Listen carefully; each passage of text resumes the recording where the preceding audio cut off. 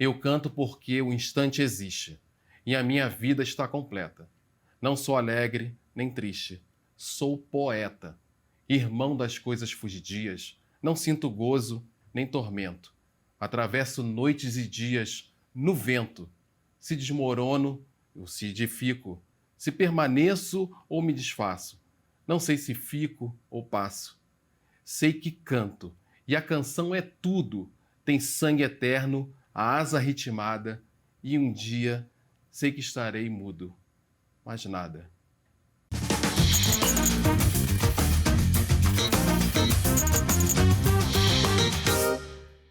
E é assim que a gente recebe a nossa convidada, com a poesia Motivo, de Cecília Meirelles. Aqui a gente tem muito carinho de receber hoje a Sônia Rez. Sônia, prazer te receber. Prazer também, Juliana, prazer.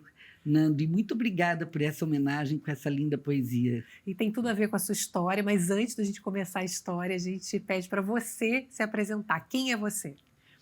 Eu sou Sônia Rez, nasci numa pequena cidade no sul do Brasil, lá em Santa Catarina. Sou filha do Seu Duda e da Dona Adelina, então talvez vocês já começam a sentir como é que é essa história. E é uma história muito bonita, porque os meus pais, o Seu Duda, era um poeta. Ele era um homem trabalhador e era um poeta. E a minha mãe, a Dona Adelina, que era grande empreendedora. Mas eles têm uma história muito mais bonita. Eles, quando noivaram, queriam ter muitos filhos e tiveram 16 filhos. Nossa. E quando eles começaram, quando casaram, eles tinham um negócio de secos e molhados, que era uma venda no interior dessa cidade, que vendia tudo. Vendia até remédio, vendia os secos e molhados que a gente fala, né? Que vende a roupa, vende o trigo, vende o sabonete, vende panela. São eles ali no telão. São eles aí no telão, esse casal lindo. A gente faz uma homenagem a eles. E o bacana é que a gente pergunta quem é você e você fala deles, né? Como eles são importantes assim, do que você é hoje, do que eu sou, sem dúvida nenhuma, porque eu sou a sexta dos 16 filhos que o Seu Duda e a Dona Adelina tiveram. E eu já tinha nascido, e a minha mãe, claro, grávida do 7º filho.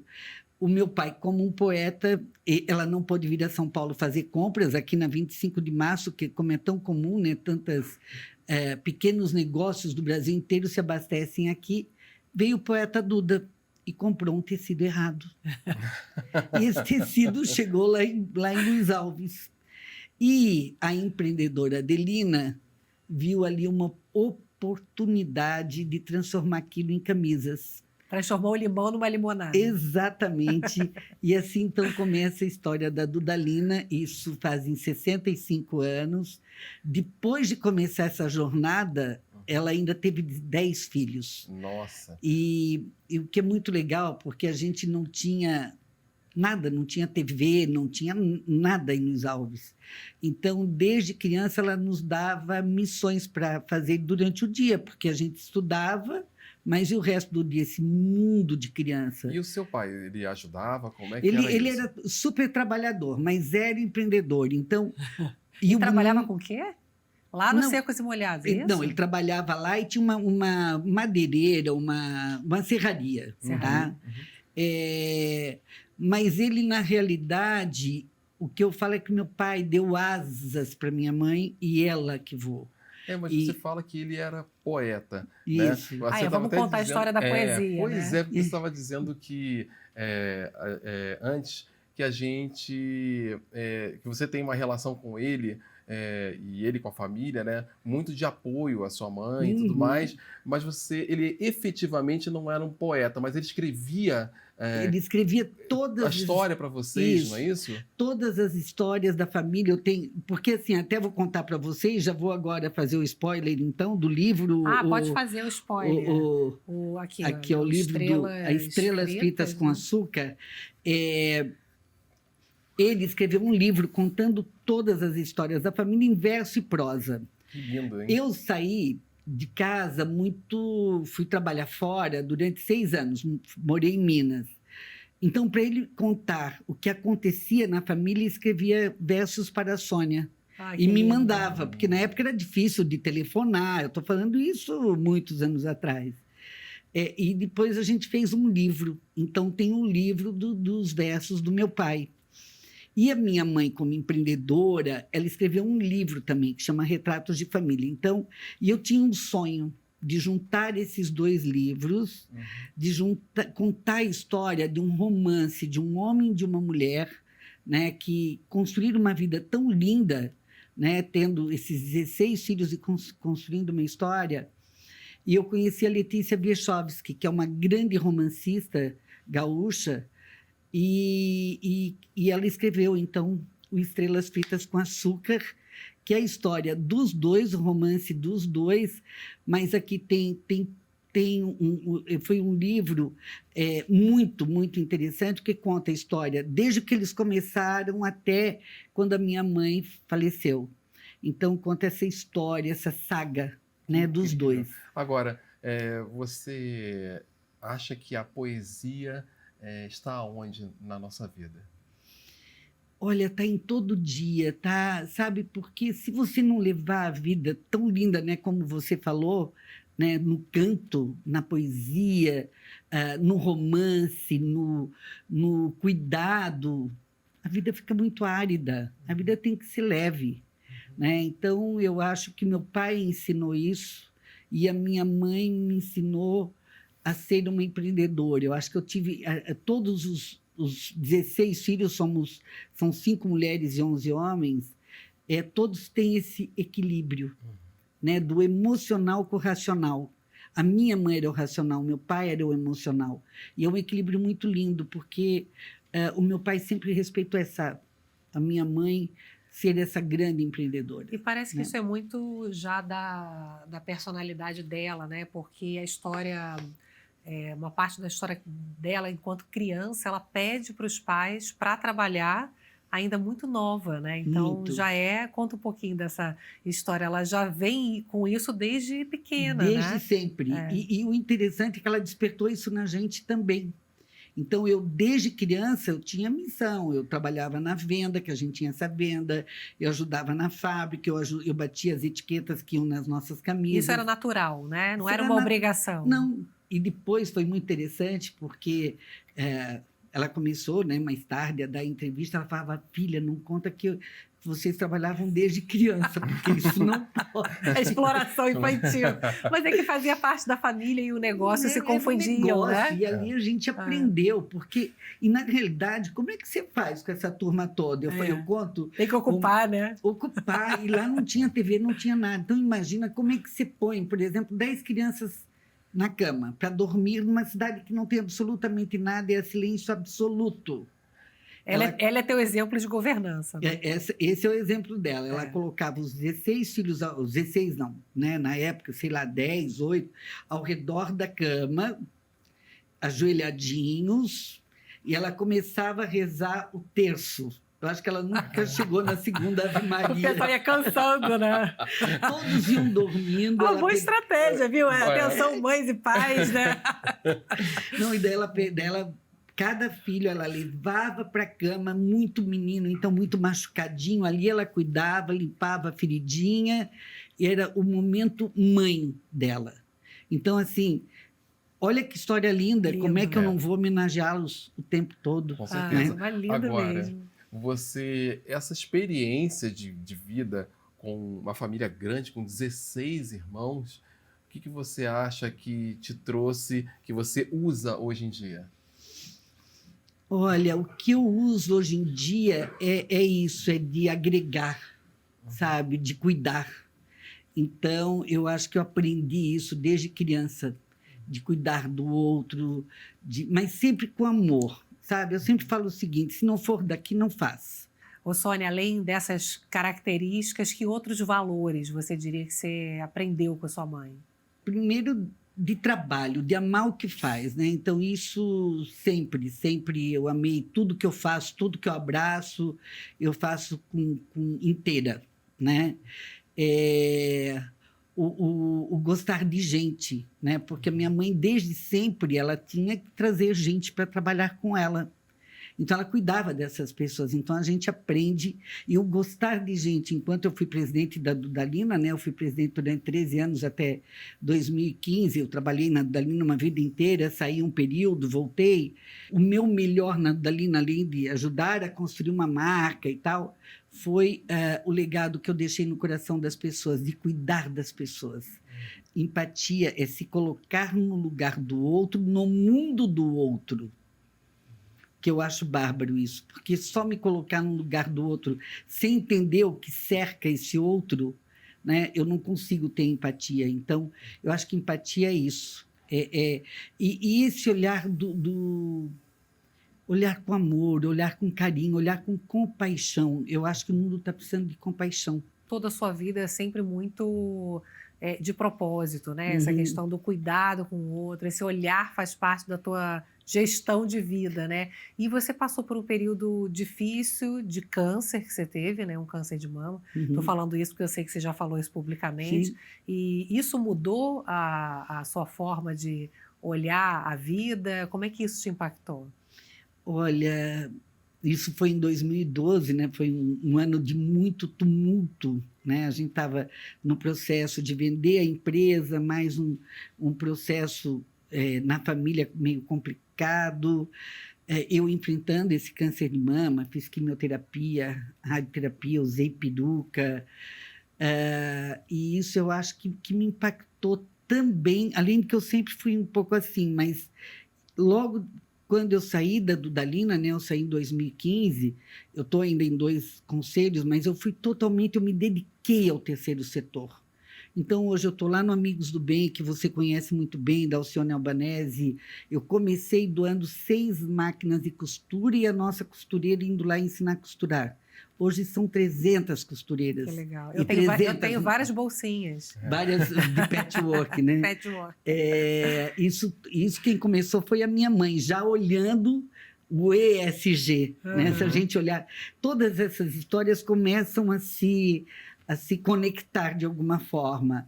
Então, eu estou lá no Grupo Mulheres do Brasil como vice-presidente, estou na Rede de Mulher Empreendedora lá com a Ana Fontes. Então, eu quero me engajar porque a gente agora, nós temos falado muito isso, depois da pandemia, o mundo tem que se tornar mais feminino.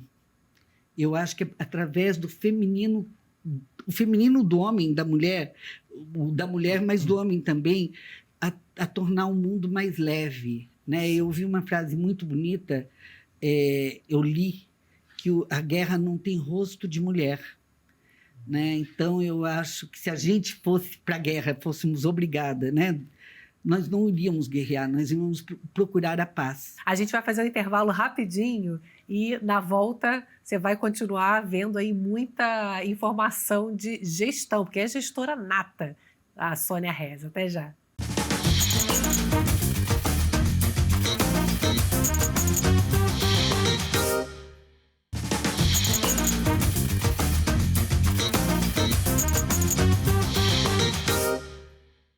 E a gente volta aqui com a entrevista com a Sônia Rez. Sônia estava contando que os pais têm uma importância muito grande na sua vida, na sua história, mas também você fala muito sobre filhos, netos. Queria que você contasse para a gente o que é ser mãe e avó para você. Olha, eu conheci o João, meu marido, ele já tinha 3 filhas, então eu sou uma mãe postiça dela. Elas falam que eu sou boadrasta, tá? Mas o mais bonito disso são os meus 8 netos. Ser chamada de vovó, não tem nada no mundo que te deixe mais, que te realize mais. Ser acordada de manhã cedo, vem aqueles pezinhos para o meu quarto, vão na minha cama e para acordar a vovó, e sabe, tudo é tão bom. O neto olhar para você e falar te amo, não tem preço, é tão gente. Puro, né? É muito bom. Então, eu acho que a vida foi muito, muito generosa comigo, sabe, de ter dado um companheiro que é muito especial e Quanto que tempo trouxe juntos? 31 anos. Opa. E trouxe essas 3 lindas meninas, né, 3 lindas mulheres, que me deram esse maior presente de todos, que são meus netos. E ter essa família, né, que é uma família tão completa, eu tenho hoje mais de 50 sobrinhos netos, Pois sobrinhos bisnetos. Eu ia falar justamente sobre isso, porque imagina, são 16 irmãos, 3 filhas, são 8 netos, não é isso? 8 netos. Enfim, fora esses agregados todos, É. né? Tem que ser boa de gestão. O que é gestão para você? Olha, gestão eu não saberia explicar em detalhes, mas eu sempre fui muito prática. E a gestão na empresa era uma gestão muito aberta. Eu não tinha sala, eu gostava de tudo aberto. Então, eu resolvia tudo muito rápido, porque quando você se enclausura, você não tem contato com as pessoas. E lá na Dalina era tudo, e todo mundo podia vir dar ideia, e tudo era muito compartilhado, né? Quando eu falo dos cuidados que a gente tinha com as pessoas, eu tinha vários programas de 12% do lucro era distribuído entre todas as pessoas na empresa. Isso fazia, imagina, a costureira, a faxineira, todas recebiam, durante o período do ano, que era logo depois do balanço, recebiam, às vezes, 4, 5 salários. Mas até nisso eu cuidava, porque quando a gente fez o primeiro pagamento, por exemplo, o primeiro PPR, eu fiquei sabendo que muitos maridos nas cidades do interior pegavam o olerite da mulher. Nossa. Daí eu falei, não, vou mudar isso. Fui em todas as fábricas, falei, gente, isso aqui é dinheiro para você, é conquista sua. Use para teu filho, para você, quer comprar alguma coisa nova, quer viajar. E isso foi mudando ao longo do tempo, que as mulheres se sentiram empoderadas, que aquele era para elas, né?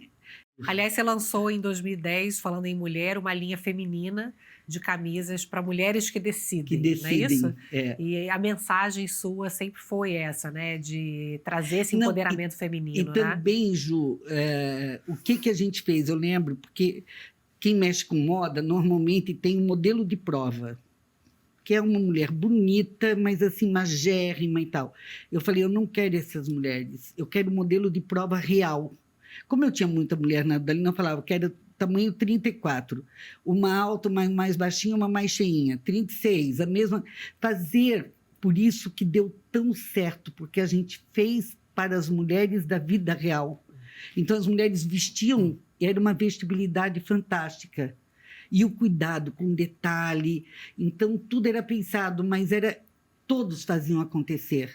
Quando todos... Eu lembro que uma vez eu estava na empresa, a gente tinha um restaurante, estava lá no restaurante onde todos almoçavam, e tinha uma TV e estava passando o resultado da empresa e tal, e estava almoçando com um empresário. Ele virou para mim e disse, Sônia, você é louca? Eu falei, por quê? Você está passando tudo da empresa aí, quanto faturou, quanto produziu, qual é o lucro, mas como isso? Eu falei, por quê? Por que eu não vou falar? Se eu tenho a participação nos lucros, eu tenho que contar para minhas pessoas se a gente está conseguindo atingir ou não. Elas participam disso, qualquer pessoa pode saber. Ele ficou, você acha que isso é certo? Eu falei, eu acho que não é nem que eu acho, tem que ser assim. Então, essa forma transparente de fazer as coisas sempre foi muito claro. Acho que o meu modelo de gestão sempre foi, não meu, foi de todos. Pois é, a gente está falando muito sobre inclusão, sobre equidade, né? O que você acha que falta para o empresário brasileiro hoje ter essa visão e avançar com essas pautas? Olha, o que eu vejo hoje, como está tão na moda de falar em ESG, né? E eu acho que faltou uma palavra, uma letra aqui, tá? Que é o H, que é o humano, mesmo que o G seja gênero e tal, mas eu acho que humanizar as relações é o que mais falta. Qual é a situação da mulher hoje para você? Você acha que avançou muito? E a importância de grupos como Mulheres do Brasil? Ju, está avançando. Você que sente isso está mudando, mas ontem até eu teria uma fotografia de uma página do jornal que estava lá, Líderes, vai ter uma premiação agora, em que tinha 31 homens e 3 mulheres. Então, nós precisamos mudar essas páginas. Isso foi ontem. a gente tem que ter essa consciência, e como mulher, é uma bandeira que a gente fala, que eu falei desde o começo, né? Passa pelo feminino, nós temos que ser protagonistas. E o Grupo Mulheres do Brasil vem com essa pauta, né? Nós temos que acabar com a violência contra a mulher. Pode estar todo dia no jornal alguma mulher que foi assassinada. Não pode isso mais, nós não podemos aceitar Não mais. cabe mais, né? Inacreditável. A gente está falando muito sobre cuidar do outro, né? E eu não queria deixar esse programa acabar sem antes mostrar o que você trouxe, que, gente, isso sim é cuidar do outro. Uma mãe, uma mulher que cuidou de 16 filhos, né? E fez isso que você está aí na sua mão. O que é isso? Fala um pouquinho.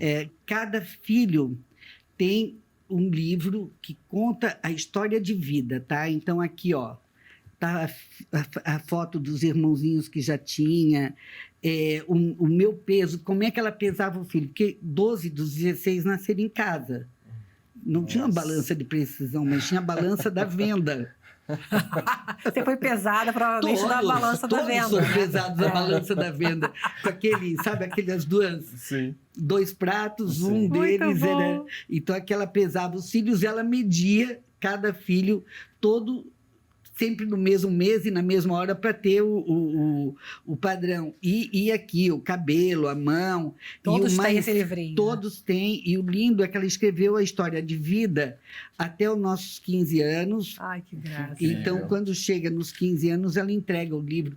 Muito rápido, mas se você vê, você está aqui dentro. É a tua história, né? E o muito outro, carinhosa, né? Ela fez isso com os 16 filhos. E o outro de fotos, é o isso? de foto, Luiz Alves, onde eu morava. Não tinha fotografia, não tinha farmácia. Então, imagina. Nós tínhamos uma festa da cidade, ela comprava roupa para os filhos aqui em São Paulo, na Rua Augusta, na Saru.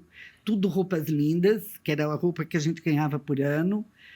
E dela levava todos para Blumenau, isso tudo dentro de uma veraneia, devia de uns 20 dentro do carro. Meu Deus, não sei como é que Não sei como a gente sobreviveu, né? Quando a gente vai pensar na história Isso. que a gente passou. Daí né? ela levava a gente no cabeleireiro, cortava os cabelinhos e ia pro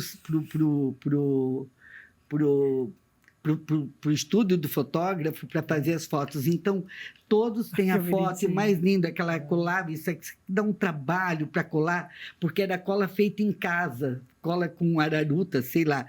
E ela escrevia com nanquim branco. Então, o lindo assim, é que os 16 filhos têm essa foto. Os 16 numa cidade que não tinha fotógrafo. É muito carinhoso isso, Ela né? é muito cuidadosa, né? Exatamente. Porque além de ser uma grande empreendedora, ela uma grande mãe. Ô, Sônia, e cuidar do outro é?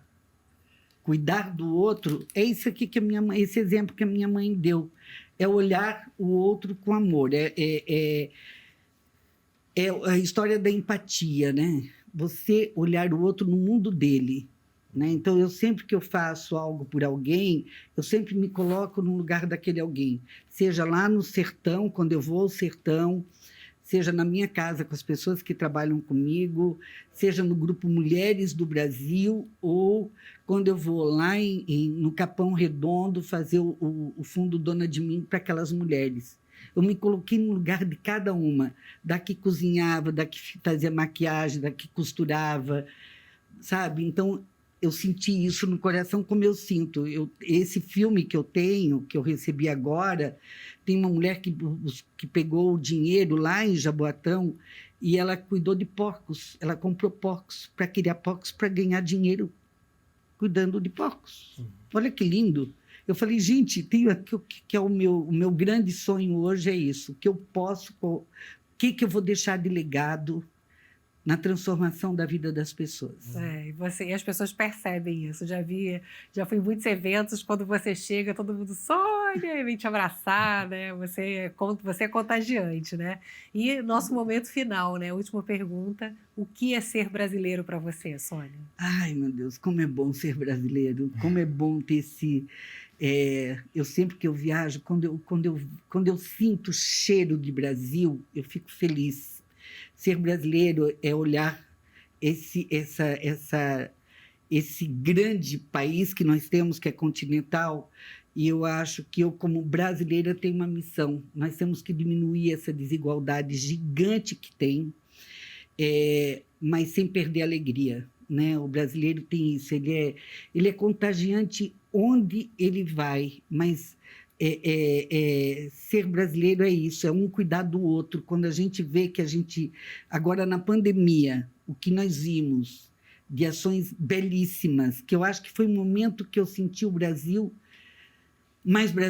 as pessoas mais cuidadosas, mais um olhando para o outro, e tudo atos de amor. Eu acho que, como a gente estava recluso, a gente cuidava, né, do país como um todo, desse olhar de amor. Então, eu acho que o Brasil precisa muito disso que eu falo, do feminino. O Brasil precisa ser mais amado. A gente não pode falar mal do Brasil. Eu nunca falei mal do Brasil. Eu nunca falei aqui é melhor do que o meu país. O meu país é melhor do que qualquer outro lugar do mundo. E nós precisamos amar mais o nosso país, sem essa polarização que nós estamos hoje, que não faz o menor sentido. Né? No Grupo Mulheres do Brasil, a gente fala que nós somos apartidários, mas o nosso partido é o Brasil. E esse é o meu partido. Meu partido é Brasil. Obrigada, Obrigado, Sônia. Ju. Obrigada, queridos. Obrigada pelo carinho, sempre aqui com a gente. Muito cuidado Obrigada, a viu? gente aqui dessa Tá. entrevista linda. Um beijo. Um beijo. Um beijo especial sempre para você que está aqui com a gente. Até o próximo. Tchau.